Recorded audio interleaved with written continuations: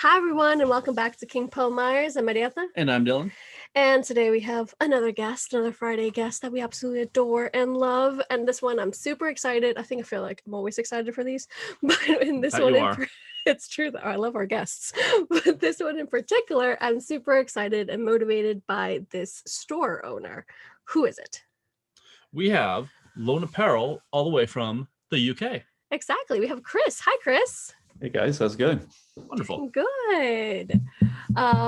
So I kind of forgot when we started seeing your store. Oh wait, I want to say it was before Christmas. Yeah, because I got you the first shirt for Halloween, and you Yes. took it to Sleepy Hollow, the trick-or-treat shirt, because you introduced me to Sam for the very first time. Yep.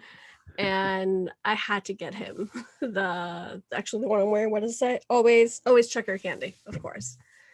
And so a while. By now it's been a while, and then we got more shirts from you. Indeed, yeah. We adore your store so much. Can you tell us about it, please?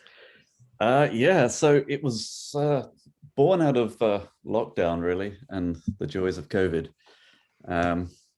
Kind of in part, my wife suggested when I got furloughed. You guys familiar with the whole furlough thing that is going on in England? So No, actually. you basically, for all intents and purposes, you stop working due to COVID. So it's like the longest holiday in the world. And yeah, my wife was not furloughed. So she was like, I think you need to find something to do. So maybe it's time to take that idea that you've been talking about for years of t-shirts and design and make it a reality. So it kind of began there with my design partner, who we both worked together. So we both had all the time in the world.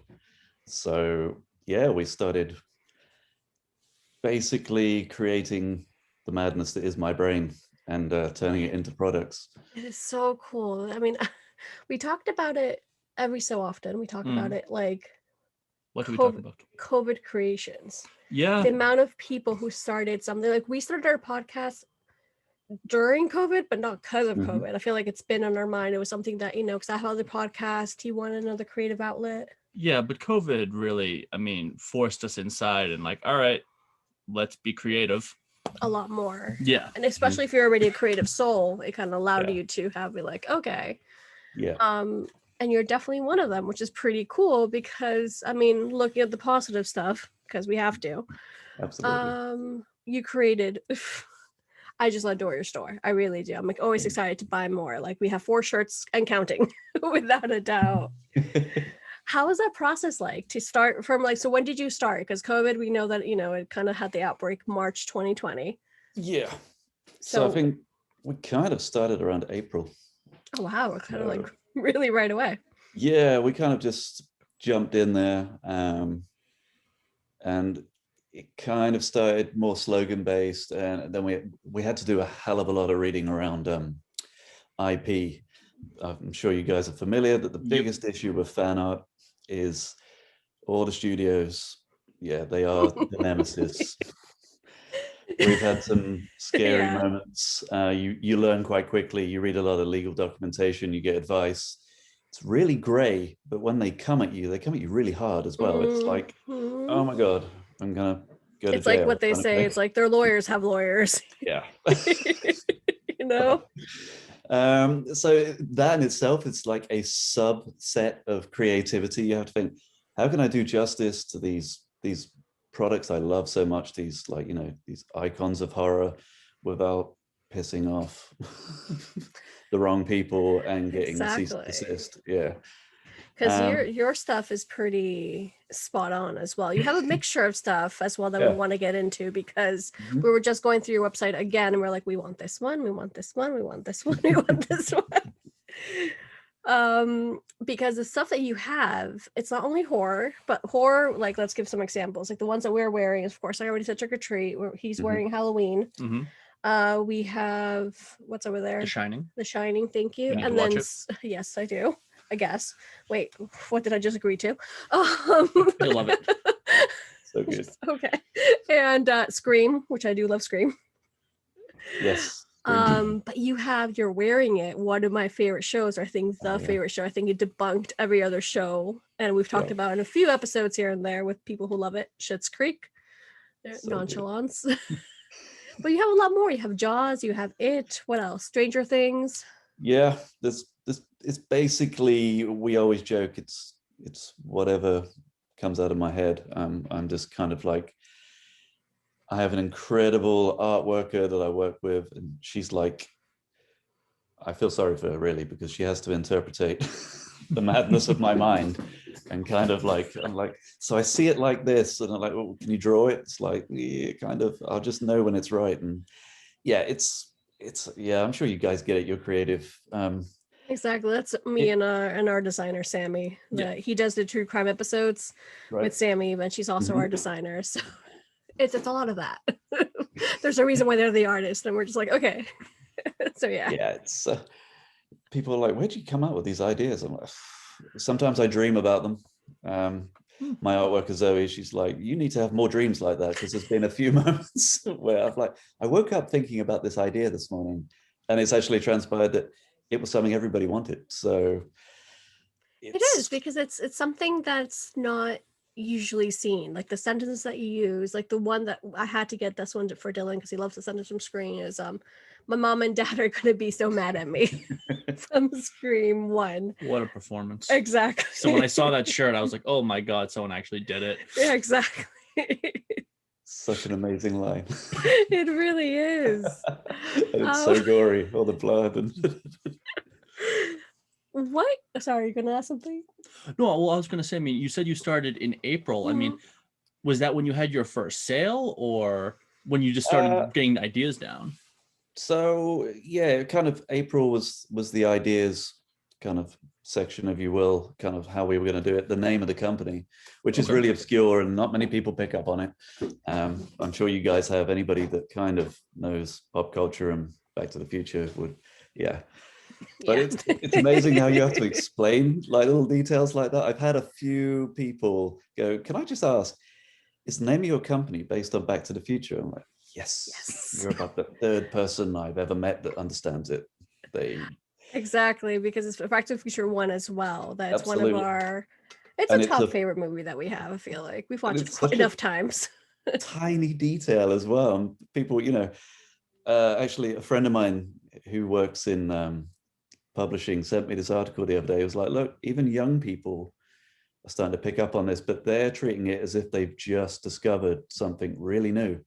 And there was a celebrity, like, I think he was on Twitter, and he started this posting about like, oh my God, I've just discovered this tiny detail.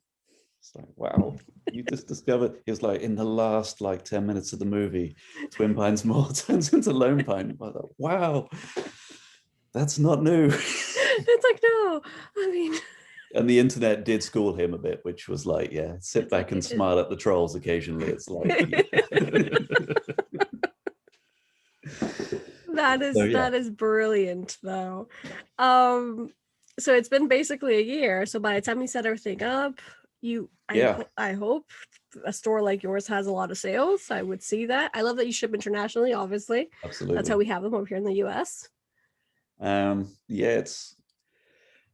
It's been a wild ride. It's ups and downs. I mean, nothing is, as you guys know, Instagram is a fickle mistress.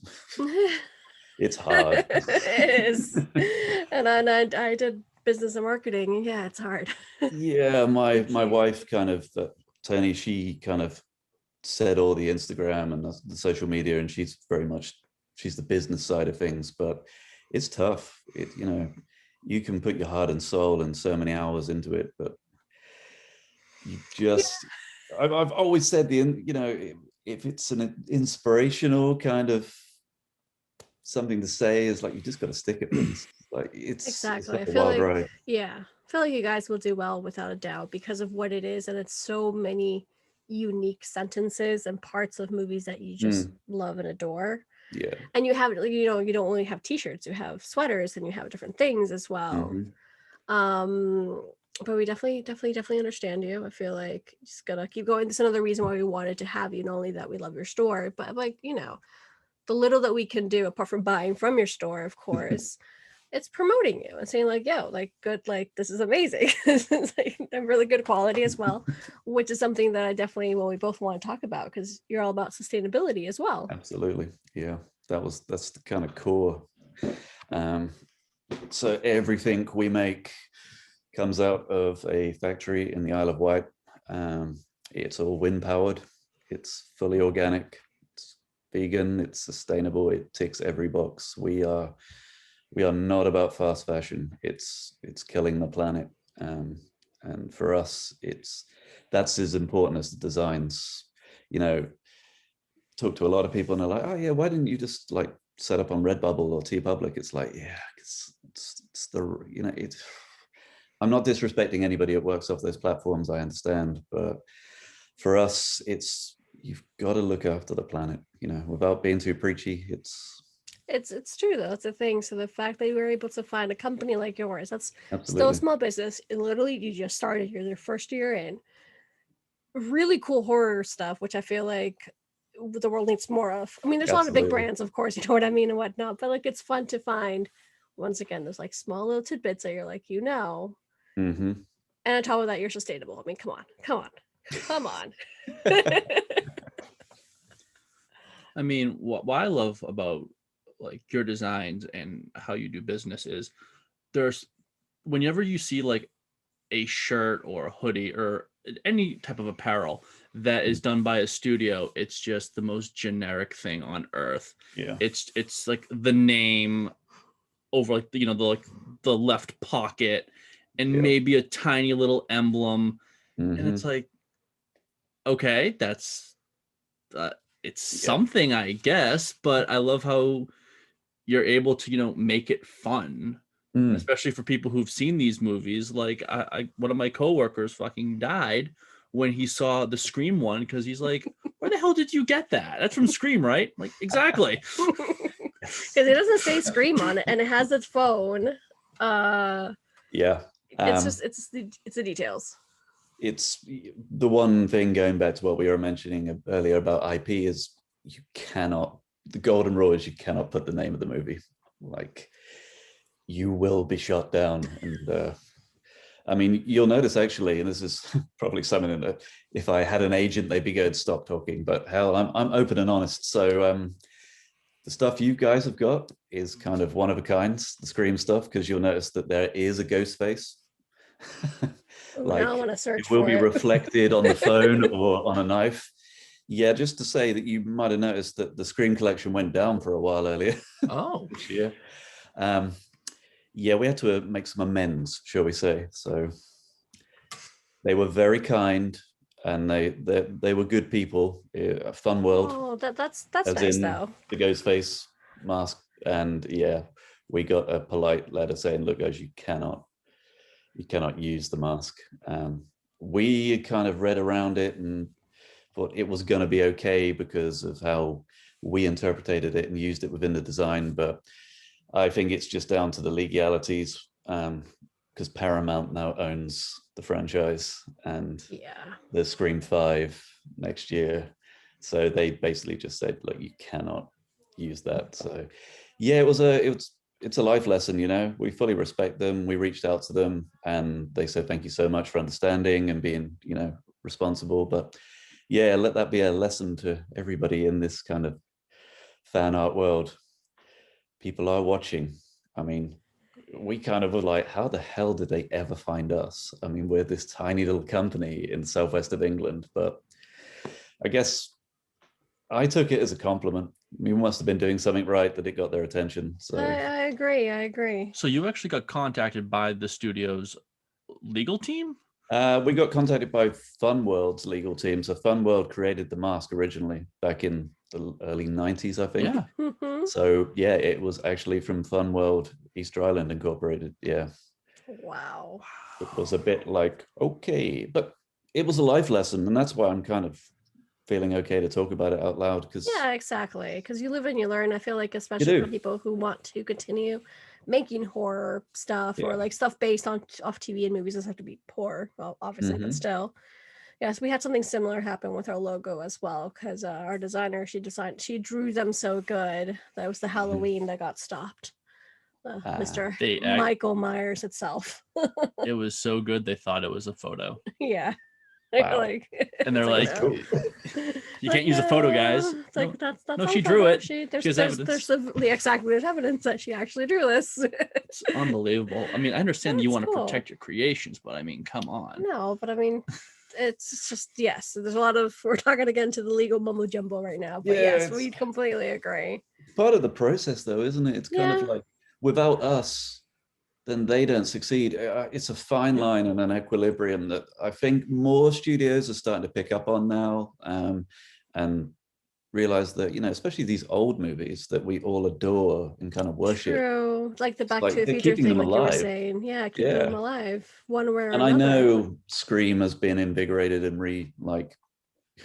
interpreted now, but it's iconic and it's really old, you know. It makes me feel old because I was there at the cinema the first time around. Oh wow. Yeah. Oh my goodness. I can then the second one, my god. The how many? The fifth one. There you go. It's coming out Yes. next year. Hopefully. I know they pushed it back, so I think it was what we said next year, I think, right? I think talking all about business aside for a quick second, we want to know, how did your love for horror come along, or Halloween, or like all this, because it came from somewhere. So I'm a kid of the 80s, so kind of like imagine Stranger Things by way of England, and that kind of vibe. And I remember watching movies when I was way too young. Things like Nightmare on Elm Street, the original It, which I hold much love for. I know it's. He loves it. Dylan loves it. I absolutely love it. That's his favorite. Like, it's Tim Curry. Tim Curry's a god. I mean, yeah, absolutely. There will never. I love Bill Skarsgård and what he did with the role. It's incredible, and the new movies are awesome. But yeah, Tim Curry. It's interesting though. Like, it's great to meet somebody that agrees, because I've had conversations as of late with horror fans, and they're like, "Yeah, let's move on." And it's like, how can you not? Tim Curry, that role. I felt that it was actually very close to the book. I mean, the book is obviously massive. You can't do everything, but I thought it was just so true to it. And I love, it's a little bit cheesy, but that's the 90s for you. I mean, I feel like because we grew up during that time, it's like, no, like it's 90s cheese. Like, that's okay. That's Tim Curry. And I mean, I was astonished. Last night we watched I forgot what we watched. We watched various things, but I found out that he was like in Annie, and he was in the Gomez family. He's Gomez. You know what I mean? The Addams family. My gosh. And all these little like more stuff. And I only quote unquote met Tim Curry through Dylan a few years back by now, obviously, in Clue. He showed me Clue, which I mean, I love the board game. I've never seen the movie till a few years ago. Like, it's Tim Curry. Yeah. So, definitely. Yeah, he's really prolific, isn't he? I mean, you think Rocky Horror Picture Show, it's like all these movies, and then kind of just he's one of those like character actors that's been in a lot of stuff. It's like you start thinking like, oh my god, he's in like the Charlie's Angels films, like the 90s Charlie's Angels films, and he's even in like Scary Movie 2, isn't he? Kind of like as the butler, kind of. He's in Home Alone too. Yes, of course. Yeah. You know. And then other little details, complete segue, but then everybody forgets that Roland Schitt is in Scary Movie 2 as well, isn't he? From Schitt's Creek. Yes, he is. He is the scary butler. Oh my god. That's I adore the fact that you have Schitt's Creek clothing, because that, once again, it debunked every single other show that I love. I feel like that it's just there's so much love for that show. And you guys also do LGBT stuff, which I adore as well, because we're very proud of part of that community as well. And I got really excited because I feel like that's a very specific show that luckily won a whole bunch of awards last year, and like it was like right at the end that people were like catching on, of course. I love it. I know you're wearing, like I said before, I think your nonchalance from David. It's amazing. I think it's such an important show, and it is wonderful that it has now received the recognition it deserved, because I think it was a proper sleeper hit for a while, wasn't it? It was very left field. It was that thing you saw on your Netflix feed that it's like, what is that? And I think a lot of people just discovered it out of curiosity. And then but it went in that right direction, didn't it? And now you've got a lot of people picking up saying, oh, it's amazing. It's like, yeah, like you're late to the party.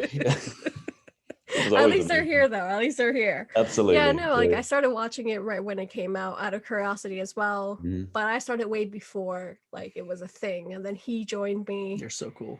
Why, thank you. So cool. I just fell in love with the character. And I do love Daniel Levy as well. He is incredible. You know, and Eugene, obviously, that I've known for a while. See, like you said, I saw it on Netflix. Like I saw it kind of scrolling through, and I was like, "Oh, look, it's the dad from American Pie." Yeah. And frankly, I never was. I hate those movies. So, and that humor. So when I saw him, I was like, no. And then she actually really forced me to watch it. I did. And I had a similar situation. Yeah. It took me a couple of episodes, but I eventually just. Yeah. I mean, Moira is my spirit animal. Yeah, she's incredible.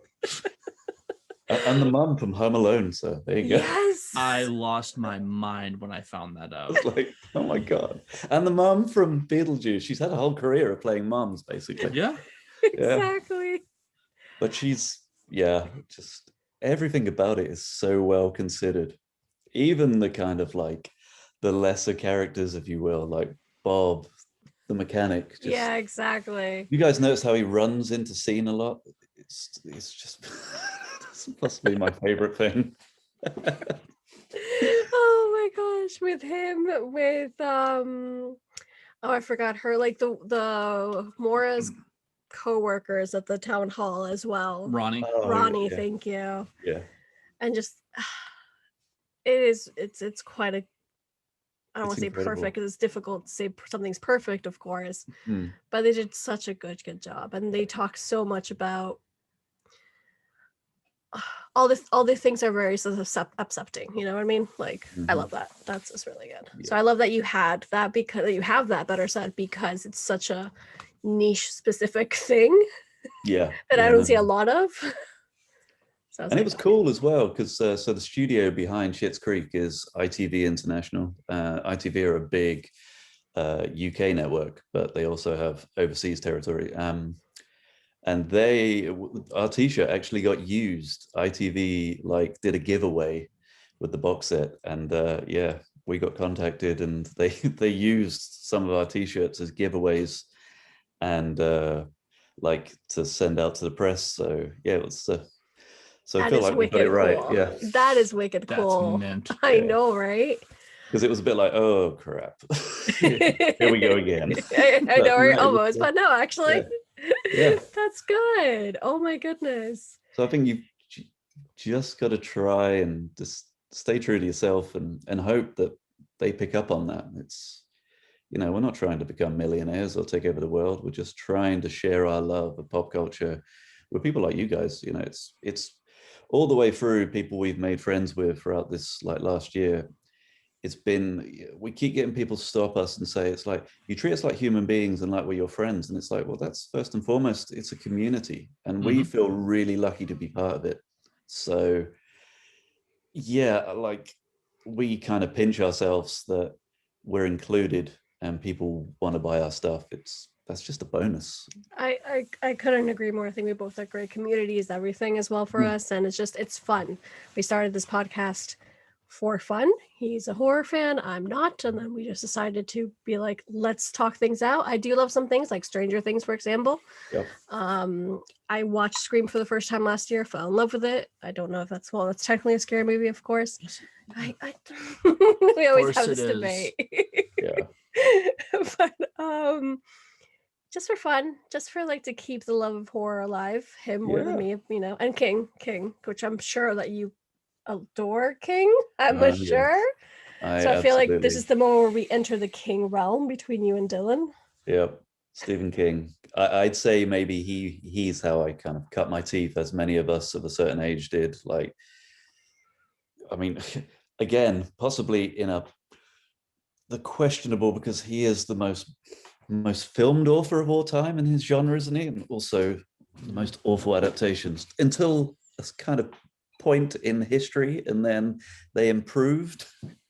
It's so back and forth because I mean, there's some great adaptations. My personal favorite is Misery. I think that is so loyal, and it's one of the few times that the movie can actually go up against the book and say you could actually make a case that the movie's better. I don't, but it's right there for me. I know what you're saying. Yeah. What's your favorite adaptation, would you say? I really like The Shawshank Redemption. I know it's kind of off point. I think there was maybe more success in that 90s period with The Shawshank Redemption and The Green Mile, because they kind of were more approachable, because, you know, King's vision is really hard and to turn into a reality, even with the best CGI. Shawshank Redemption, but then it's tough, isn't it? I do have love for things that people probably hate. Like, I'm really fond of Pet Sematary, the original. I've only seen that once, and I was like 12, but Really that freaked me out. Zelda, the sister with the twisted spine, I feel like they absolutely nailed it, man. And it still haunts me to this day, still watching it. And it's old, and it's got that 80s creepy horror vibe about it, where, you know what I mean? The practical effects back then, I feel, are far more unnerving than all the CGI in the world now. I mean, watching and reading that's one of his most disturbing. The book, I remember working and having an audiobook and an office, and like, this is so dark. The whole thing with Gage and kind of like your son dying, and then like it's dark, man. And King's even said, I don't know if you know this, but King I think he had one more book due to his publisher, and Pet Sematary had already been done. And he's like, I wrote Pet Sematary, and he's like, I've gone too far. And he put it in a drawer and he shut it. He's like, I went too far. Publisher's like, hey, book. All right, I'll give you a book. There you go. Goodbye, career, but there you go. I mean, for me, Pet Sematary, just the story itself. Books don't scare me. I love horror. I love, like, it gives me more of a thrill. But that's the one story that actually I was like, kind of like going up and down in my seat. Like, this is, breaking into your kid's grave. That's so detailed. Yeah. It's so good. But then only people in this community like would understand that. I believe like your dynamic's quite similar to my wife and I, because she's not a big horror fan. Strangely enough, she likes Stranger Things and Scream. So there you go. But most of it, she's like, hell no. Like, and I have to go and watch things alone or while she's traveling with work. As I nod my head, yes. Yeah. Our audience knows us very well, our family, our KPM fam. But I mean, it was quite interesting in the early onset with the designs. It was kind of all very much, it was a lot lighter, and I think I was holding back a lot, and I really like horror, but again, it's only people of a similar mindset that kind of can appreciate it, because those who don't are like, you're freaking weird. It's like, no. You fit right in with KPM fam. With King Pone Buyers, every single guest we've had on, every single person that has followed us and is following us, the more you listen to different people and things like that, it's this kind of mindset. And that's why I knew that we were going to click, regardless of the fact, of course, it's sustainable and it's Schitt's Creek and LGTV and all these sorts of things. You know, of course, it's this hardcore. Exactly. Especially the two of you. I mean, I'm very honest. But hey, I'm still here. I'm listening. I think going back to books that scare you, I'm right there with you, but it scared me. And I read it. When did the first new adaptation come out? Was that 2017? Yeah, 2017, I'd say. So I read the book prior to that. It really gave me chills. I don't know whether it was because it was so big in the media and there was a lot of stuff coming out about what was being done, and then they released that teaser, which was the absolutely incredible opening, which I believe both the TV series and the movie nailed. That opening is so iconic and is done so well, yet so different. Kind of, the way Curry did it versus the way Skarsgård does it. What do you think of it? Like the new, well, I can't even remember the names, but the ones that just came out. It Part 1, It Part 2. Thank you very much. Did you like those? Yeah, I really did. I felt like they were like Stranger Things with Pennywise. I mean, obviously Finn Wolfhard is in the film as well, but I kind of try to convey that with people who really don't like horror, and like there are elements where it's like, ooh, you're definitely in like Kingland now, but it definitely had that adventure story, kids and BMXs kind of vibe. I think it's because they changed the timelines as well, didn't they? So yeah, they did. The 80s and then 2018, I think, chapter 2. So because it was very clever that they played it with the 27 years, didn't they? Which brought it up to present day when they released the second movie. Which, but yeah, I like those movies. But I'll always have love for the old one. Absolutely. Although that is one thing that my wife did watch and kind of laugh and say, "This isn't scary." So be kind to it. It's old now. It's like the 90s. It's I wouldn't say Tim Curry's is scary. I mean, I just think it's great storytelling. Yeah. But if you don't like clowns, because I have a friend who cannot handle even a picture of a clown. I think my best friend like made her watch it, and just the presence of a clown, and then on top of that you have Tim Curry just being his perfect self. I mean, she was scared shitless. Yeah. I mean, that's taking a little too far right there, but yeah.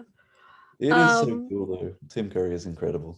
I just love those candid behind the scenes shots of like him stood under an umbrella smoking a cigarette in full costume. It's just genius. I love shit like that. Same goes. So good. It reminds me of the Joker, the movie Joker. I forgot the actor right now. Phoenix. Thank you very much. And there's a lot of behind the scenes of him in full character, and it's like, that's so cool. It's so cool. He did such a good job. Joker. I love that movie. Yeah, it's a great movie. You had more King questions? King questions. You always do. I do. I just have so many. We'll be here all day. She has not read a Stephen King. She doesn't like horror, but for anyone out there, what is their first King?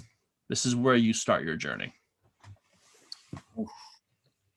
Yeah, you definitely don't want to start with it, do you? It's essentially like a double Bible edition. It's double Bible edition. I love it. It's beyond the doorstop. I mean, you go to the bookstore and you pick it up and you're like, that's a big book. Which one was bigger, that one or The Stand? The Stand was bigger. Stand? I don't know. Oh, you are the authority, sir. I want to say The Stand by a couple hundred pages. Okay, we do have them. They're just back there, but we do obviously have them. But I want to probably just say Pet Sematary. Go big or go home. Kind of like, if you want to get your feet wet, you might as well fall in. It's gonna be, you're either going to be enamored and in love, or you're going to be horrified and disturbed for the rest of your life. So you, my dear, will be horrified. Exactly. Yes. And I love how like every time you ask something like that, we don't ask every single guest. We ask different kind of questions, of course, because and we always get different answers. I mean, Pet Sematary. I mean, I did it to my buddy. He wanted to read Stephen King, and I gave him Pet Sematary. So we're of the same mind. Just like throw him right into the fire. Yep. You did. I forgot about that, but you did. Yeah, you're gonna love it or hate it, or just be slightly disturbed for the rest of your life. Yeah, the closest I read Stephen King was his books with Richard Chismar, because we also had him on our podcast a couple of times by now. Okay. And I just really wanted to read it. It's an easy read. Wendy's Button Box and Wendy's Magic Feather. Right. That's the closest I've come, though. But I love those books. Those are good. They're outstanding. And he's great. We love Richard Chismar. Yes. He's a wonderful guy. Nice. As well. Oh my goodness. Horror. I could literally talk about this all day. What about, so apart from King, well, he might bring up another question or so. What about horror? What are they called again? Villains, monsters. We see Michael behind you. We see Ghostface behind you. We also have in front of us, in our case, Michael from what movie is that, babes? 2018. From 2018. Is that the one you're wearing? No. Okay, sure. And then we have what do we have? Halloween 3, the 3 masks. Yes, I think I saw them. You guys wearing them because you have the pumpkin. Yeah, exactly. Cool. Especially we only wore them like when we opened them, and then we're like they're nicely, I'm Halloween 3's greatest offender. I love and adore that movie. It is just, it makes me so ungodly happy, and it's not because it's so bad. It's just I think it's just so misunderstood. Because you just have a bunch of people. Where's Michael? Well, he's not in this one, guys. But it's a good movie. I liked it. That one I did watch. Just roll with it. I love it. So when it comes to villains or monsters, or I don't know what they're called, which one do you like the most, or which one do you? Is there anyone that comes to mind? Michael Myers is just incredible. Nice. Just because I don't know, it's hard. I'd say it is Michael Myers, Ghostface, Jason. These are all kind of it's the masks. The masks are amazing. Do you like Freddy Krueger a lot? Like up there, one of the or definitely, a little bit more Ghostface, Michael. I think Freddy. The thing is with Elm Street is it's kind of, I've been like, so my design partner Zoe, like I've been making her watch horror films. I'm cruel and mean, but I was like, kind of what we do, so you just need to do it. And she just sits there like, oh my God. But the whole thing, like she won't watch Elm Street, and I kind of get it's pretty dark and it's pretty gory, isn't it? I think the thing is she's watched Halloween, and there's an element of kind of adventure and kind of the whole Final Girl vibe. Same with Scream, but I know the Final Girl line runs with Elm Street, but it's pretty damn grim. I can see where she's coming from, because as a person, once again, who doesn't really necessarily like horror, we watched Nightmare on Elm Street last year. Well, I watched it for the first time, better said. The first one. I liked the first one. I don't think I would watch it again, / I understand. I do love, what's her name again? I was going to call her Lori, but Nancy. Lori is Nancy. And I do like the idea, of course I do, of course, like the Final Girls, and I understand her journey, and she's really kick-ass. He continued watching more, and I'm like, thank you, but no thank you. That's just really freaking creepy. So yeah, I can see where she's coming from. Without a doubt. But again, Robert Englund, just what a role. It's just incredible. They don't make things like that. And again, I feel very old. Start to realize all these lines that I start to say the older I get. It's like, Jesus, I'm getting as old as my parents. You and us both. They don't make them like they used to. Yep. But it's true though. I don't. Why do you think that is though, guys? Like, why doesn't it, even when they like revisit or they do like, it's become a trend in the last few years now, hasn't it, to kind of take a kind of movie series and kind of bring it back, or a TV show and do like a series of specials, but it always feels odd, feels strange, and like there's a disconnect. I mean, I love what speaking of him, what Robert Englund said. He was asked, like, why do you think the new Nightmare on Elm Street did so poorly? And he said, well, a couple of months before the release, they decided to release all my movies in a box set, Blu-ray. And he's like, everyone bought that, loved it, obviously. And then the new movie came out, and like you kind of set that movie up to fail. I mean, I have not seen it, and I hate criticizing a movie I've never seen. I hated the way Freddy looked. To get into it a little bit, I mean, in the original movies, Freddy is a child killer. Yeah. Horrible, disgusting, disturbing. In the new one, they decided to make him also a predator. Yeah. And I'm like, the old movies purposely, like they didn't go that far, and they actually Wes Craven like purposely took that out. He's like, no, because it's, you're kind of, as horror fans, we're also rooting for the bad guys at the same time. It's a very weird psychology. So when you make him a predator, it's like, I can't root for you. I don't want to root for you. This is like a very, and they just messed it all up. And now, since that movie came out, it's like, we want Robert Englund. And Robert Englund's like, I'll do it. I love him so much because he's one of those actors who he doesn't say, oh, well, I played Freddy. He's like, no, I'm Freddy, bitch. Yeah. Like, he is Freddy and he's proud to be Freddy. And I love that about that man. Yep, I agree. Yeah, I think it's a mixture of what you were saying, of course, to answer a little bit more of that question. We also grew up with them. I mean, once again, I not horror for me, but I have plenty of other, selection of other movies. Like we grew up with them, and there's just something nostalgic and different about that. Of course, I feel like kids or teenagers, when 1 and 2 came out, by the time they're our age, it's very different. I still think like the actors, I feel like they're better back then. Depending on who it is. I know that's the thing. It's like what you were saying about, I mean, there's good actors now, don't get me wrong. I love the new Pennywise. I love that actor. I thought he almost what happened to it too, or it in general, that you didn't like then? Oh, yeah. So just, I don't know if you know, I didn't really care for the new It movies. Yeah. I feel like the switching back and forth from kids to adults is a very important thing. And the first one, they were just kids. And I was like, okay. I thought the first one was just really good scenes, but nothing really strung them together. And for me, It Chapter 2, I feel like it became a summer blockbuster. And it was horror, it was comedy, it was drama, it was romance. Like they just shoved everything they could into that movie.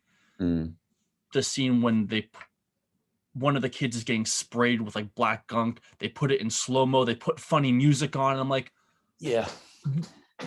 what is this? I do hear you. It kind of, for me, it got very Deadpool. In fact, it's the same song. It's it's the same song as Angel in the Morning, and it's I would kind never of funny, put Deadpool and It together.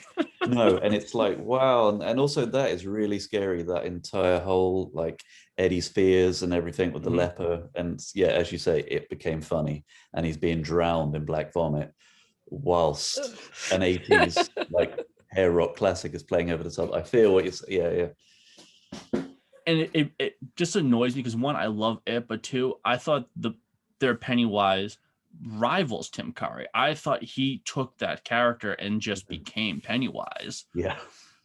I mean, the one difference between him and Tim Curry is you've seen, the behind the scenes, he's giving high fives to the kids and he's playing around with them. Tim Curry went very method and scared the hell out of those kids.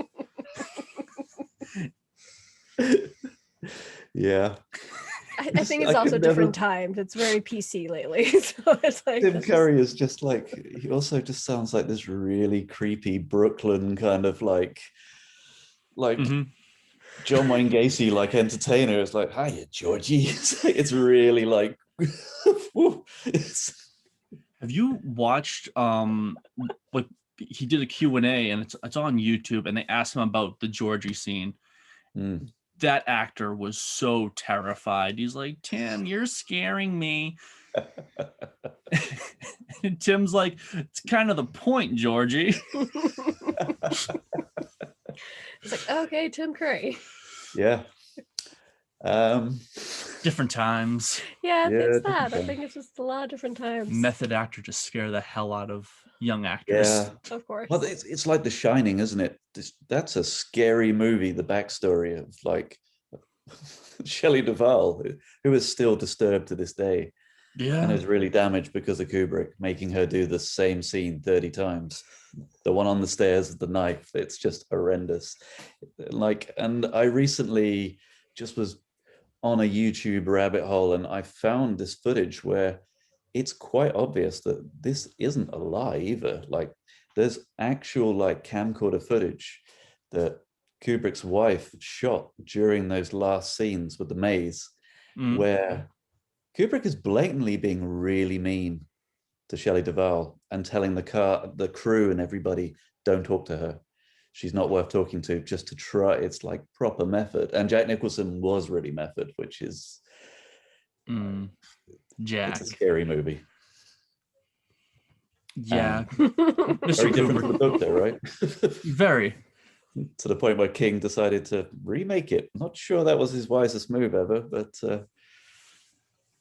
I've talked about it on here before, but I love Stephen King's hatred towards that movie. I mean, it's so undying, and like every couple of months, like he will just take a little stab at it. My favorite quote, and I say it over and over again, is The Shining, the movie, is like a beautiful sports car with no engine. Like, Stephen, your hatred is just so wonderful to behold. Amazing. Him and Kubrick just did not. No, I've read these things about them. It's like, wow. He did remove a hell of a lot though from the book, which, you know, I'm sure you've watched his adaptation, and you know, he included the hedge animals and everything, didn't he? And I mean, it's an iconic masterpiece. I'd say the film. I think they sit very separately. Would you agree? It's kind of their, one's Kubrick's, one's his.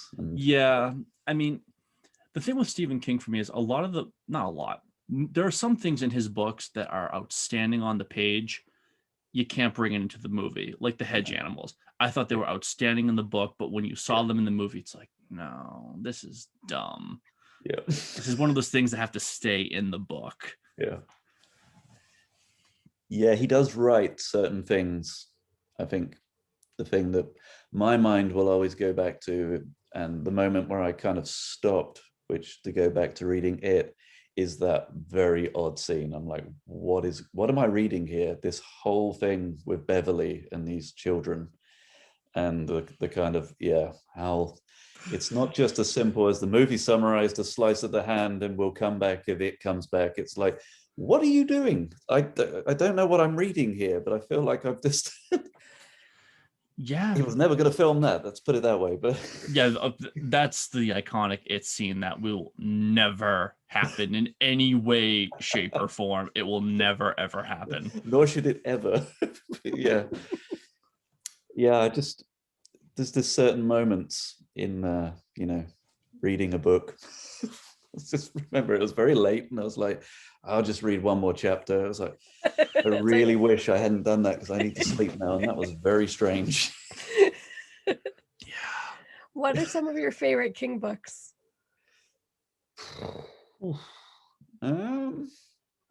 Actually, have you read Sleeping Beauties, which is the one he wrote with his son? I really liked it. It's different, but I think it hits all the right notes. Still, he's still got it. I think it's incredible that he's still avidly writing. He won't stop. How many books does he have? Sometimes maybe he should stop for a little while. I feel like he just writes. That's really interesting that you said Sleeping Beauties, because I've not picked it up yet. I plan on reading all of his stuff and then read everything again. But Sleeping Beauties is always really on people's bottom list. And I love hearing from other people's perspectives, because the fact that you put that up top, it's like, I love, we all have our own little I mean, I kind of picked up a first edition like hardback and just worked my way through it. I think it's very him. It has all his hallmarks. It has all the right kind of the cliches, the characters, the cop, the sheriff. It's kind of got that very small town Castle Rock kind of vibe. But I think it's interesting. It's interesting he's now collaborating with his son as well. So they both wrote this book. I don't know where one stops and one begins, but I guess if you've grown up with a father like that, you're going to have a fair. That must be really like high pressure to be the son. There's a lot of. I loved your reaction. I mean, I was talking to my coworker. I don't know if you've read The Vampire Chronicles by Anne Rice, and but I'm the same thing. I mean, she did Interview with a Vampire. She did this whole massive series, and now her son became an author, and now they're trying to get it on TV, and he's now doing the screenplay. Right. And it's like, Mom, I don't like vampires. Well, son, you're doing my damn screenplay. Goodness. It's like, okay then. Yeah, I know what you mean. I mean, the only parallel I could give Sleeping Beauties is it's quite similar to Under the Dome. It's kind of got that vibe. I haven't read. I mean, that's a pretty big chunk as well. It's like he loves his big books. Yes, he does. Big books and strange endings that don't necessarily. I love the fact that was one wonderful thing I feel they did with the new movies is that they kind of played on the fact that like Bill Denbrough had an issue where he couldn't finish his own books, and King does almost run out of steam. I know it's controversial and people might be hating me now listening to this, but sometimes you're like, what are you doing? I feel like you should have stopped about 5 chapters ago. He can write, and Isn't that something happened to you with Desperation? Yes. Because you recently read it as well. I recently did Desperation. Have you read that one? No. It's one of his 90s ones, and I love the story. I love the characters. I thought it was a great atmosphere, great horror. He could have cut 250, 300 pages. I'm like, I love you, but you don't need this much detail. And then he saw a jacket, and that jacket reminded me of high school. And I'm like, oh my God, King, I love you in your descriptions, but sometimes stop. Yeah, I know what you mean. There you go. So I'm like, I knew Dylan had an example. I'm there with you on it. Sometimes it's like, shush now. You shush you're now. Amazing. Just you're on a high. You've got fear of falling off the edge, so just stop. You read The Institute? Love The Institute. Yeah. Well, considering that's potentially his newest work or one of his newest pieces, that's kind of, I thought it hit all the right notes. That book touched my soul. Like I had such an amazing time reading that. I talked to about with Read by Beth on here, and like we almost like started crying because that ending was just so perfect. So cool. Did you because you just mentioned it, did you like Under the Dome as a whole? The only thing that really stays with me is the TV series, which it's one of those classic King TV shows where I think it got cancelled, which is which is ridiculous. You can't just stop. I don't know, mixed feelings. I felt it was quite interesting in the beginning, but it does go on a bit. I think he gets lost in his own world. I think he creates these incredible, visceral kind of like, you can almost smell the air. It's like you're there, which is amazing. But then it's almost like he forgets what he was doing. As you say, he gets like, I remember a time like Dreamcatcher. I really love Dreamcatcher. That's on your summer read. The film is horrible. Really?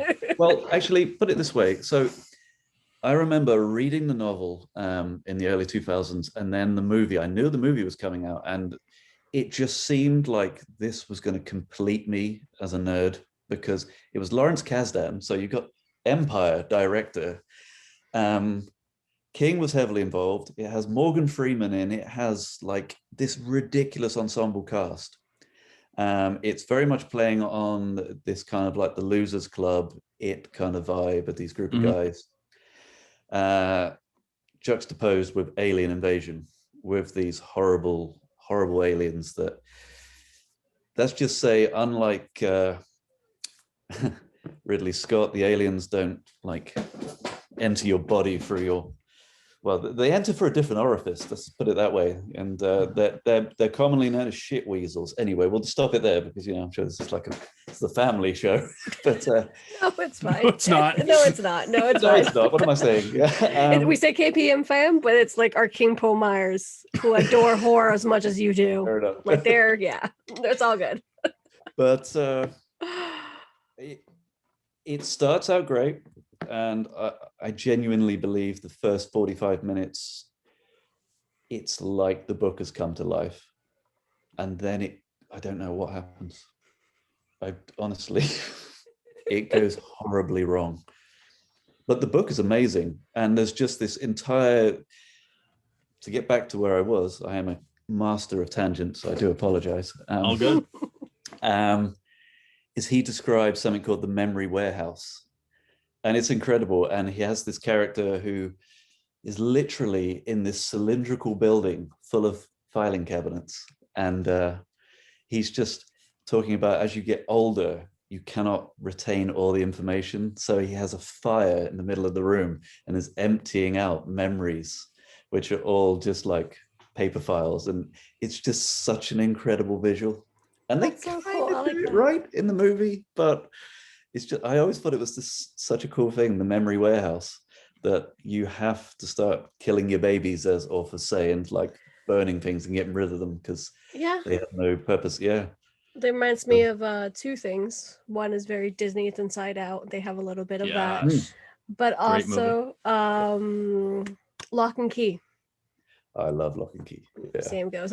That's where it goes. Like when they unlock the brain, the mind. And Lock and Key is Stephen King's son's. Yep. Yeah. It's so good. That's also one of our favorite shows. Yeah. Have you watched it? Have you read the graphic novel? So I've watched it, and obviously it's amazing. All these things connect because it has the kid from It in, doesn't it, as well? Mm-hmm. I really loved the show. I thought it was great. I haven't read the graphic novels, but I understand from a colleague at work that they're incredible in their own right. So I'm very sure excited. How they were going to do it justice. So and he's still on the fence. Exactly. We haven't picked them up just yet, but we've had guests on that have read it. We had friends, of course, that have read it. But we love the movie. The show. We adore it. Really hope Netflix sticks with it because they love to cancel great stuff. So I hope it has a good life because I think there's like 6, 7, maybe 5 books. And from what I've heard, they get very dark, great story. I did love, it's not really a spoiler, but the very last episode, Stephen King's son, he makes a cameo and he looks just like his dad. Like it is like, oh, I know who your father is. Yep. They are twins. He's been in a lot of he's like the king of cameos, isn't he? There is that wonderful little behind the scenes on the new movies where like Andy Muschietti says, will you be in the film? And he's like, yeah, you sure you want that? Because there's a history of me ruining films. I mean, famously for me, it is stuck in my mind since childhood. He plays the priest at the kid's funeral in Pet Sematary in the original movie. He just looks quintessentially King then. I'd say he's like mid to late 30s, the big glasses, but he's dressed as a priest in that very traditional kind of funeral setting. And it's like so weird. Oh my gosh. He's an amazing man. He really is. His house is amazing. Like I just love all these things. Obviously, it's kind of weird, isn't it? Do you guys find the different perceptions of, because obviously the overseas view, because obviously we just live, I spent time in America. I lived in America for a while and I've traveled, but a lot of people just live through movies. You guys portray your like country very honestly. That's what I came back from, like living in America for a while. People are like, well, what's it like? I was like, everything you've seen in movies is pretty much on point. I agree. A little American summary of movies, me is I was born in Venezuela, raised here, but then I moved to Europe for 16 years. So of course I have, this accent. So people who are like, oh, you're from the States, blah, blah, blah. And I'm fully bilingual. So in Spanish, I don't have an accent. But they asked me like, oh my God, you're the girl from the States. Like, how's the States like? And I gave them the exact same answer. Like, what you see in movies, that's pretty spot on. I mean, I was only there till I was like 12, 13 years old, but I mean, I have family there, so like I do. And now that I'm back in, we live in the suburbs. Like, this is a movie. Well, obviously. Like, you just look outside. Well, yeah, like this is just what I've grown up with, and everyone, like, my friends from Europe are like, "Oh my god, it's like a movie." I'm like, "It's where I live, suburbs." Yeah, I get you. He's from Massachusetts, so like, of course, when it comes to King stuff, it's New England, basically. Yeah. And it's literally, you know, what a King book says, like the fall, Halloween, all the different colors. So I'm like, even then some. So yes. It's very cool. Yeah. We live in the southwest of England. I'm not sure if you're that familiar. It's very idyllic. We live on holiday. It's all beautiful. We live by the river. Outside our windows is the river. It's all. That's nice. But yeah, the grass is always greener, I guess. It is different. No, we do. The grass is, I guess, greener because we came where we're happy. We came. We're doing very well with business stuff and whatnot. And on both of our ends, we do miss Europe. I mean, that's a whole different conversation. I'm coming back very soon. I miss my European lifestyle. Yeah. There's a lot of pros and cons for both, and it's a whole different conversation that we can have another moment. I hear you. Yeah. But yeah, definitely, it's interesting both places, but they're very different. Yeah, I think I think we tend to take a lot of things for granted. I think that's one thing that's. I think there's been a lot of time for observation, hasn't there, with the whole pandemic, and it's quite interesting now to kind of take stock of what has happened, because we're essentially living through what kids will be taught about in schools. We're living through history. Isn't that weird? Yeah, that's so strange. It is. You know, we don't go out often, but you know, from doctor appointments to the grocery store, you see the X marked like on the floor, which is 6 feet apart. Sorry. You know, the mat, like all those sorts of things. Like, oh wow, like you're always living through history regardless, but this is like, okay, this is. It's been a year and then some, and it's you know, like it's a little while longer from what we see. Yeah, I definitely think it's going to be a while. I don't want to bring the tone down too much, but it's been a tricky year. I'll give it that. Yeah, I'm sure you guys have had similar kind of ups and downs. Like, I lost my job. We're now in lockdown still, so apart from exercise, we're not supposed to go outside. It's surreal. It's the stuff of a horror movie, basically, or a novel. It is very surreal, and we're very active. I grew up but here and there, basically, I'm like, anytime they're like, where are you from? Like, I'm from the world. Like, I have a little bit of everything, including my Latin blood, of course. And in Europe, you know, you walk everywhere. You're always outside. I'm not saying you're not outside here so much, but you're not. And also, we live in Massachusetts currently, so it's snowing. Like, it's a long winter. Blah blah blah blah. And I'm like, I miss the gym. I miss being active. Like, it took so much of that away that you're just like, oh. Like, where's my routine gone and things like that, job wise as well, you know. So yeah, it's a journey. I think it's highlighted a lot of issues, you know, mental health. I think that's been a really big thing now. But you know, like I said, like, look at the positives that at least we're talking more about it. Absolutely. You know, I encourage, you know, I see a lot of the horror community talking about, you know, guys as being really honest about their feelings, and I think it's really important, and I think that's something we definitely want to support, is, you know, this saying it's okay. You're allowed to have feelings. You're allowed to feel shit. It's why we wouldn't are you? right there with you. Yeah. With my, not only this podcast, but I have a couple others, and it's all about that kind of honesty, real stories. Like, it's okay not to be okay, and we're just going through it. Definitely. It reminded me of a couple guests we had in February, Joshua and Brianna as well. They're both authors. I know Brianna. We did a giveaway with her. Yeah. Oh, there you go. She was on February 26th, if I'm not mistaken. And she's great, obviously.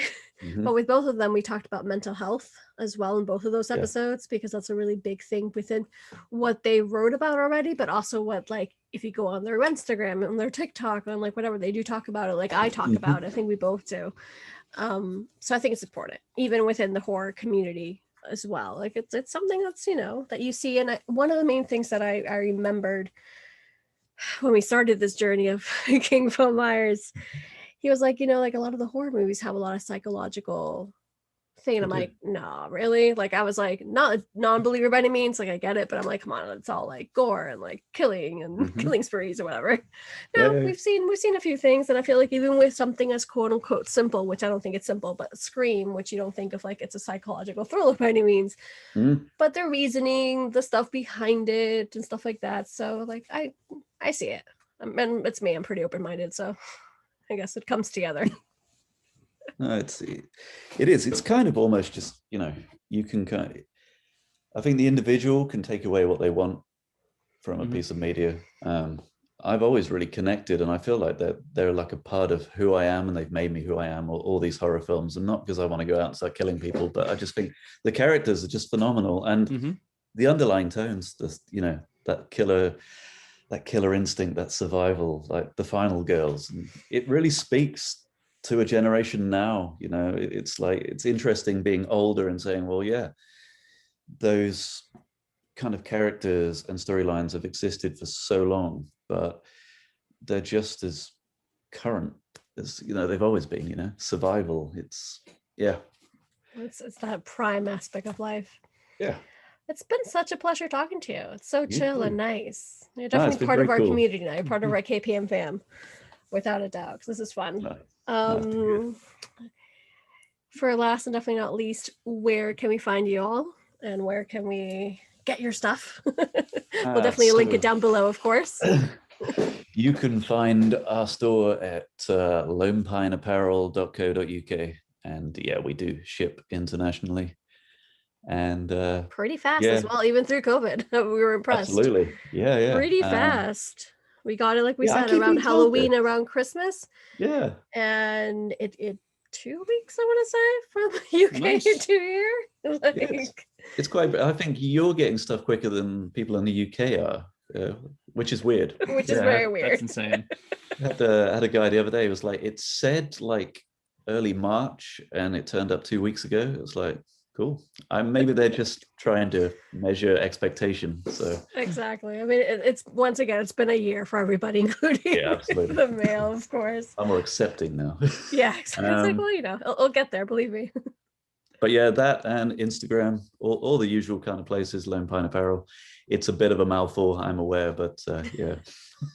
It's good. There's only one of us, as far as I'm aware, as well. So. Exactly, which is like brilliant as well. Like business and marketing, the fact that you have your own proper name, and then anytime that someone types in Lone Pine Apparel, that you're there, and there you go. So any last horror tidbits you want to tell us? Any movies that our KPM fam has to watch on the must watch list, or a book? Oof, crikey, put me on the spot. Or one of your most favorite movies? Oh God. It'd probably be something very obscure. You put me really on the spot now. Be anything, I love Jaws. There you go, Jaws. Jaws isn't technically a horror movie, but Jaws is a great movie. Okay, we'll take Jaws. Take Jaws, yeah. Yeah, of course. That and Scream, but I think that was kind of obvious from all the previous conversations. So. And Halloween, obviously, but still. And basically, it's just like a tick sheet, isn't it? Yeah. Those three. Well, let me try one last thing. In your opinion, with COVID and the world and all that fun stuff, this October, Halloween Kills comes out. Will you be seeing that in the theater, or will that be on a streaming service? Because right now it is like a battle over that movie right now, because it's one of their big movies. They pushed it back a year. And I'm so glad you brought this up, because earlier when we were talking, I was like, I need to talk to him about the new Halloween movies. How do you feel about them? Have we got time? Yo, let's go for it. I mean, hey. I prefer the original story from 1, 2, 4, 5. However, I think Halloween was in desperate need of a full reboot. I despise Rob Zombie and his abominations. I can't express my hatred enough towards those movies. So they had to go back to formula. It was classic Halloween, and I'm very excited to see what they're going to do with these. You? Yeah, I really like the new ones. I thought what he did was incredible. Him and Danny McBride, which is a really odd pairing. Like, I would have never thought Danny McBride would have been, because it's David Gordon Green, isn't it? Yes. Yeah. Have you seen his children's book? His Halloween children's book? I've seen. It's incredible. I have. I'm still unsure how I feel about it, but they did a kid's book. I'm like, what the hell? Yeah, literally based on the first movie, but made for bedtime stories. I'm like, how does that work?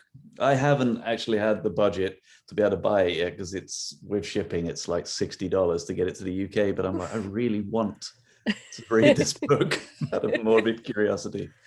But I really liked what they did.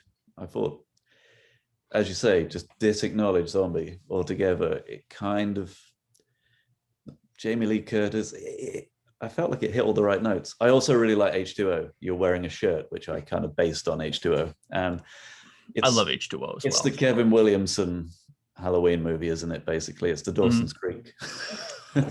But it works so well. It's also something I can get my wife to watch, because it essentially is like One Tree Hill, Dawson's Creek, kind of like Halloween. And the mask, I'm not sure about that mask. It upsets me, but yeah, it's always got a special place in my heart. I prefer H2O over the new one, simply because I like the fact that Laurie wasn't really beaten by Michael. Yeah. She became a headmistress of a nice school. She suffered through PTSD, but she made it. In the 2018, it's a lot more tragic. I mean, she lost. Michael beat her. Yeah. She was absolutely traumatized. She becomes this, rogue, kick-ass, like Sarah Connor character. It's kind of, she's Sarah Connor, exactly. Yeah. I like H2O in the fact that Laurie was able to actually have somewhat of a decent life, pending the circumstances, Yeah, I liked all those small details in H2O. I think it's really underappreciated, like her relationship with Alan Arkin, like the alcoholism. It's all subtle. It's kind of not heavily too drawn into, and the story moves at a good pace. But I like it. I think it still holds up. I did watch it late last year, and I was like, yeah, this is still cool. It's nostalgic. It's, it's very much, it is of a time, isn't it? I mean, I'm a huge fan of like The Faculty and all those kind of movies, that kind of high school, and it's all Josh Hartnett, isn't it? It's that kind of all the beats of the late 90s. And when Kevin Williamson was like huge, because he's questionably made some very odd material in the last few years. In fact, let's not go there, because we can start getting down Vampire Diaries routes, and like, well, it pays his bills. And yeah, exactly. That's usually what I say. Hey, it pays his bills. And I guess, I think if you're willing to suffer, the term, some of it, you will always find an element of his like storytelling and creativity. And I've always loved what he's done. It's a different target as well, audience. I mean, because But yeah, going back to Halloween, I think I'm excited. I do worry, like you. I'm also a huge Ghostbusters fan, and I see that everybody's now. You can see you've got Disney and Warner who are just saying, you know what, screw it, everything's going to be streaming. The cinema's dead. Which, like, don't do that, because the cinema is it's like religion. There's something incredible about sharing somebody's artistic story in a darkened room with all these strangers. It's that you can't, that's part of the magic. But Disney have already come out, and as they seem to own about like 80% of the entertainment everything industry now. Exactly. And Warner are doing the same with HBO Max. Everything is slated now to come out on a streaming service. Yeah, we had earlier this year with HBO, Wonder Woman. Yeah, and now they Soul from Disney, which Soul is just a cartoon made for adults. Like, because that is a pretty, like, you will love it. I feel like the little that we've talked and whatnot, and like I know your brand, you will love it. But yeah, they came out in their streaming service. I feel like there's some things that I've seen on TV or like the ads or whatever. It's like in theater, in selected theaters, and streaming. I mean, it's very selected though. How are theaters working for you guys? Because ours are all shut. They just don't all shut down. Anymore. Yeah, all shut down. Not all of them. There are we occasionally see a commercial saying in select theaters. I don't know who the hell is going. I don't know which ones are open, but I mean the ones around us are closed, but I feel like it's very, very select. I just don't know which ones. That's true. And I don't know how things are over with the UK, but here right before COVID hit, I saw The Invisible Man in theaters, and I absolutely loved it. Yeah, I loved it. Theater was already beginning to change how they did things. So you'd have the theater as a regular movie theater, and then up top it was like a dine-in experience. So you got to eat a meal while watching a movie. I feel like that is what movie theaters are going to become. I don't think you're going to see the packed house anymore. I personally think that's dead, at least for the foreseeable future. Which I know it sucks, because like it's that nostalgic feeling, and it is something watching like a great movie with like a whole bunch of people, but at the same time, after everything we've been through, society has been through worldwide, do you really want to get together with a bunch of people anymore? Partly through like close family and friends. Like, no, not really, I guess, anymore. And then if it's like kids movies, we talked about it, it's like you rather pay X amount of money through the streaming and have your kids watch it at home, and you can pause it if they need to go to the bathroom. It's less hassle. So between Dylan and me, when we talk about it, it's like, well, it's going to be made for adults, for close friends, for date nights, but I don't know more. I feel like it might turn into that a little bit more. I feel like they just all need to get on the same page, all the studios, all the directors now, because I can see, like, going back to the Ghostbusters thing, it keeps being moved. And it's like, I get what he's doing. I get what Jason Reitman's doing. He's made the first official kind of third movie in his dad's series. And it's exciting. I mean, it's, as somebody that lived like and grew up with Ghostbusters, it's like, wow, this is in the world. All the actors have come back. And there's tiny, really nerdy details. I don't know if you picked up on it, but like the Shandor Mining Company. So that right back to Evil Shandor with like Gozer, it's all there in that trailer. And there's even a terror dog, which I hadn't picked up on first thing, that jumps on the car. Sorry, I'm getting really excited now. And now they just keep moving it. We understand you, but the same thing happened with him on Halloween, obviously, because it was going to come out. I was distraught. Especially because that trailer, where like it literally picks up the beat after the last movie ended. Classic Halloween. So we will see what happens in 6 months, apparently, because it's coming out in October for sure. Or is it like they Carpenter and Blumhouse are all saying hell or high water, it is coming out in October. How's it coming out? It's coming out in October. So same goes for Scream, that was pushed a whole year, because I think Scream, like we said earlier, I think it's coming out January next year. I think. Who knows? Because Scream's been, that's a crazy jump. I feel like, again, there is this school of people that are saying like the cinema still needs to be the place where this is shown, but which is understandable. I mean, it's a big screen, it's the music, the sound, I get it. It's just it's complicated. I'm sorry, I'm that guy. The fact that I can watch the brand new movie in my pajamas on my couch, not having to buy a $7 Coke and a $10 popcorn. The cinema is expensive, man. Like, I mean, disgustingly so. Like, I understand there's got to be a little inflation, but I mean, $7 for a large Coke. And we don't really drink Coke, period. But like whatever we have, we really don't. Oh, get a bottle of water? That's $5. But popcorn, we do. Like when we go to the cinema, it's popcorn. It's crazy. But once again, we watched Wonder Woman 84, which I freaking adore. Wonder Woman. Good. I've yet to kind of. The only thing is, so we have a thing called Home Premiere here, which is basically it's Apple TV, Amazon, but it's $15.99, so it's it's damn near $30 to rent it over here. So it's kind of, whereas you guys have HBO Max. So I'm assuming if you're part of that service. Yeah, they have it free for, I mean, at Right. least with that one, what they did, they had it free for 1 month. Exactly. Okay. And then after that, I haven't checked, to be honest. We watched it on purpose when it was free. Nice. Like you pay for the streaming service, but because what we have here in the States, a lot of them are paired up together. So it doesn't really end up being a big thing at the end of the day, because you're like, oh, you get 3 services for this price for $10. Of course. We did that when Disney Plus came out. We have ESPN, Disney Plus, and Hulu, and you're like, that's $10-11. Yeah.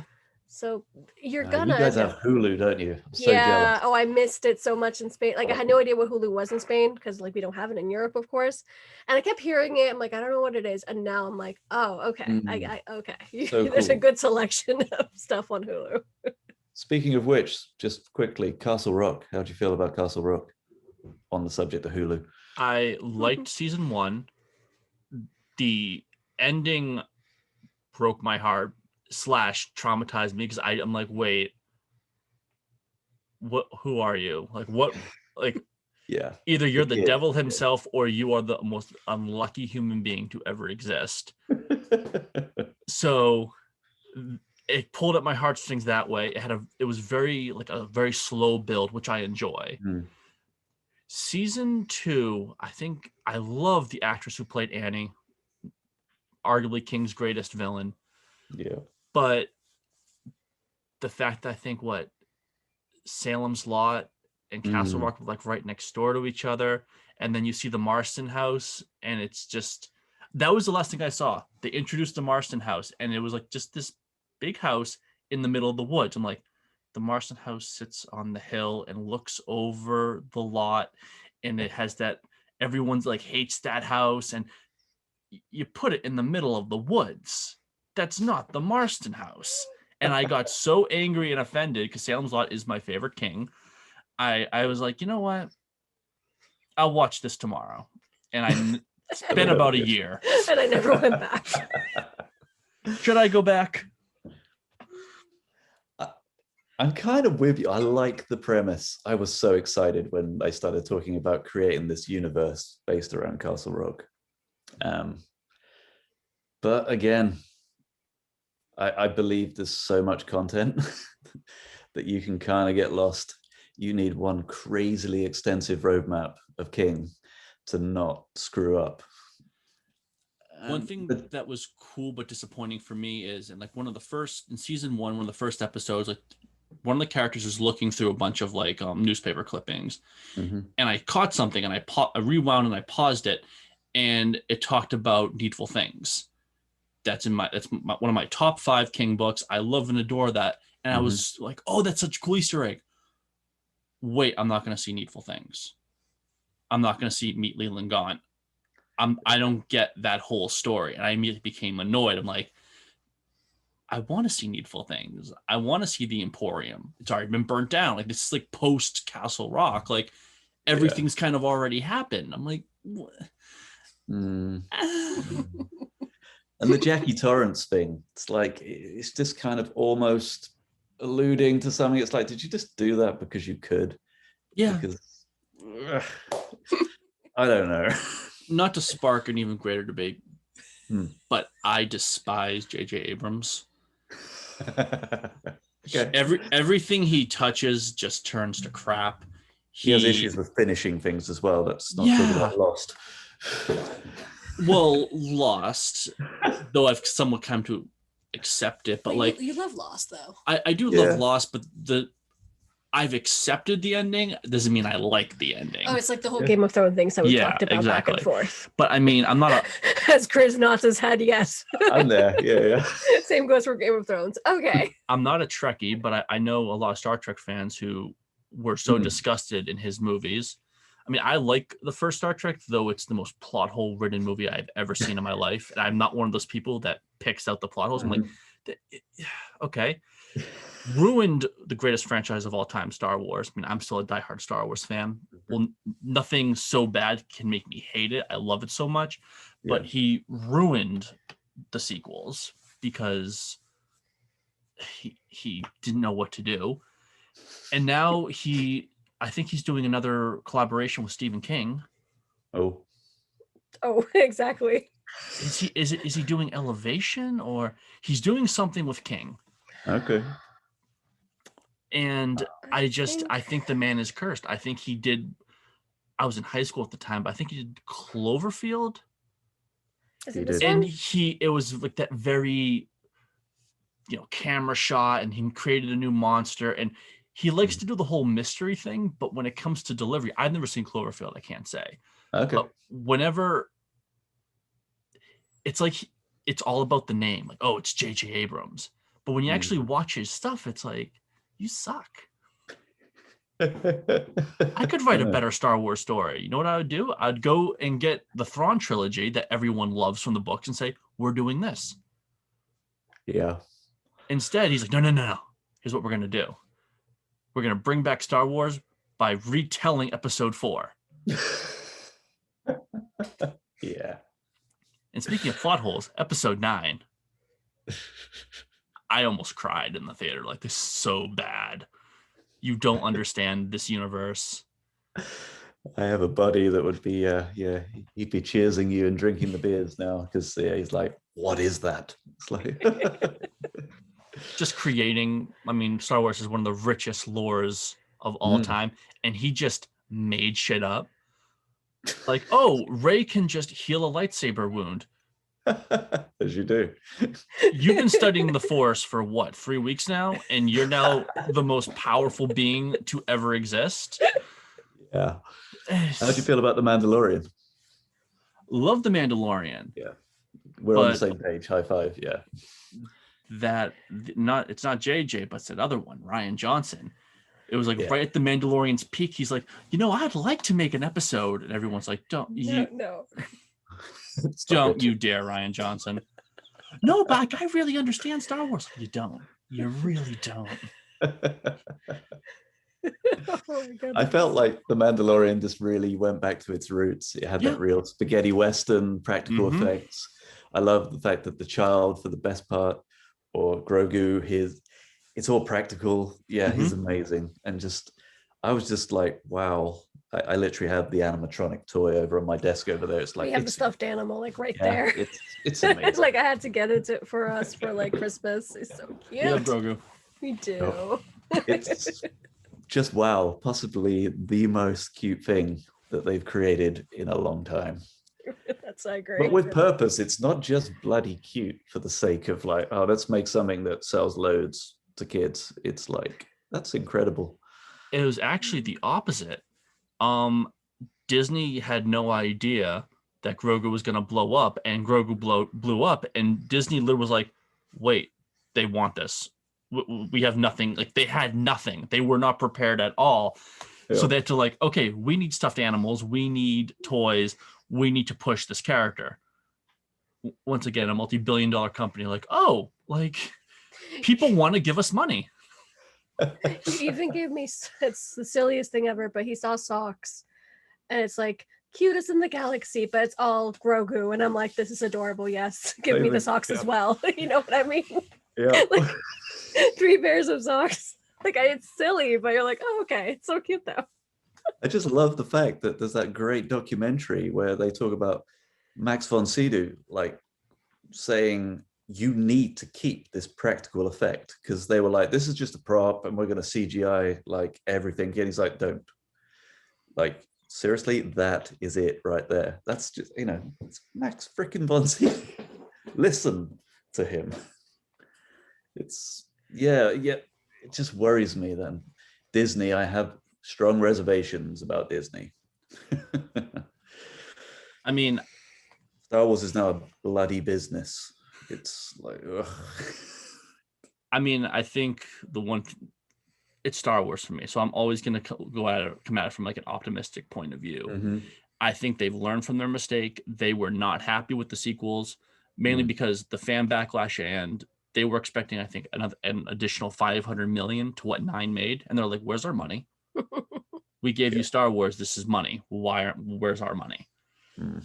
They're pushing Mandalorian. They're really trying to listen to the fans. Mm-hmm. But you need to keep JJ and Ryan and Kathleen Kennedy and just the evil of this world away from my franchise. Exactly. Yeah, I hear you. But I like Rogue One. They made Rogue One, and I love and adore Rogue that One movie. is cool because it's kind of almost like it's anti-Star Wars. It just ends. It's like those characters aren't coming back from that.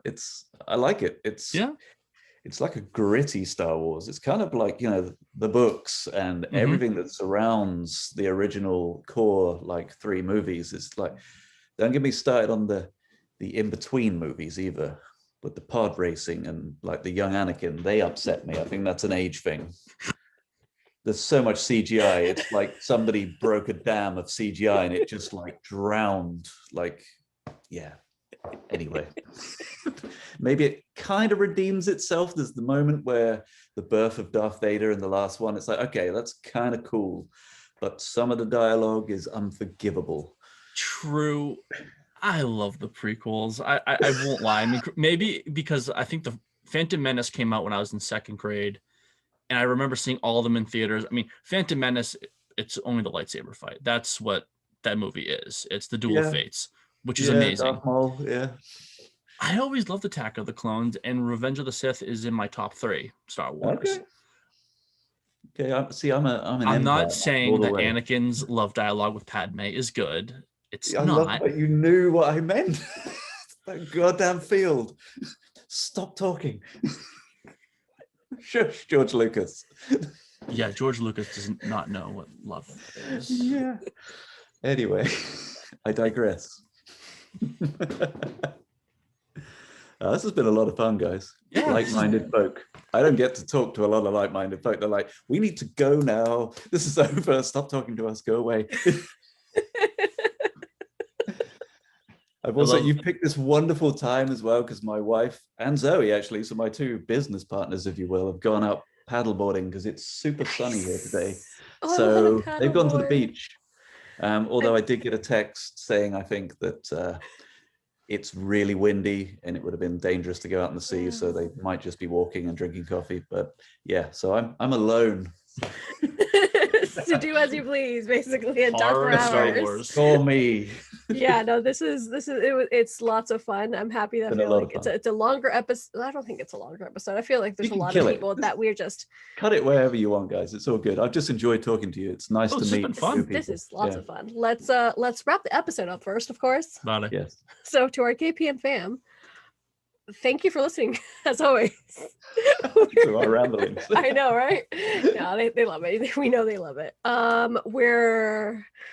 We got new episodes every Friday, as you already know, and every Tuesday with KPM 2 Crime and KPM Supernatural. Yay. A lot of fun. I know, right? See you all next week. See you guys. Bye, KPM fam.